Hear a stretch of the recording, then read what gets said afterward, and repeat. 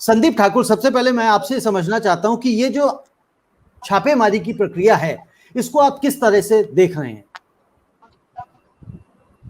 रविंद्र जी, देखिए, इसमें दोनों की गलती है, सरकार की भी और मीडिया हाउसेस की। वो इस तरह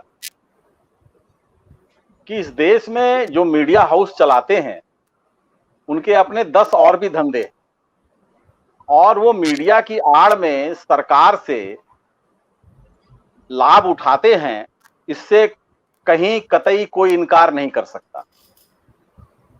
तो जो आज छापे पड़े दैनिक भास्कर पे और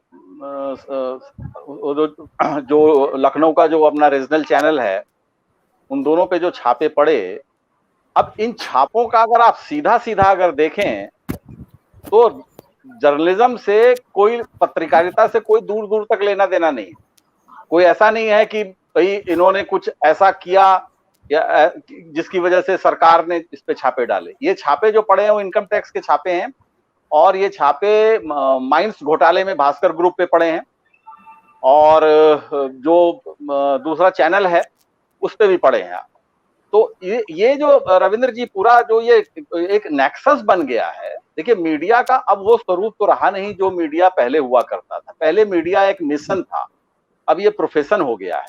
तो जब प्रोफेशन हो गया है तो प्रोफेशन की अपनी कुछ अपनी डिमांड्स होते हैं, अपनी मांगे होती हैं, और उसको गिव एंड टेक वाली पॉलिसी है।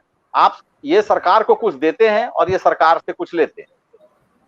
अभी जो मीडिया के हालात हैं, खास तौर से अगर मैं बात करूं 2014 के बाद से, तो 2014 के बाद से तो मीडिया बस कहने को मीडिया एक फोर्थ पिलर रह गया है।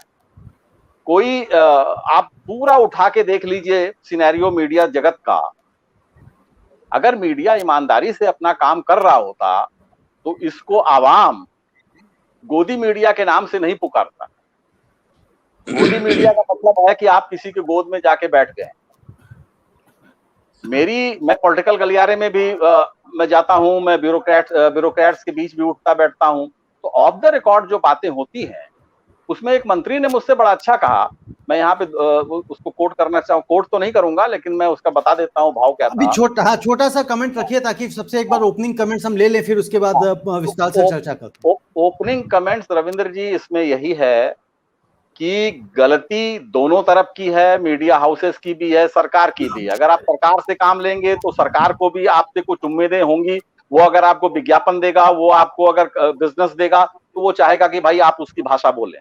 और मीडिया हाउस यानी कि बात यही है, आपकी बात से हम ये समझ रहे हैं कि भाषा अगर सरकार की नहीं बोली जाएगी तो इस तरह की कार्यवाही संभव है। हाँ, संभव है। साम दाम दंड भेद जैसे भी आप मानेंगे, क्योंकि ये सरकार वही है। ये कोई वाजपेयी अडवाणी और मैं समझूंगा आपसे कि अगर मान लीजिए भास्कर के ऊपर तो माइंस के इन सबके घोटालों पे कार्रवाई हुई, तो भारत समाचार के ऊपर वो कौन से ऐसे व्यवसाय करते हैं जिसके अंतर्गत उनके ऊपर कार्रवाई हुई।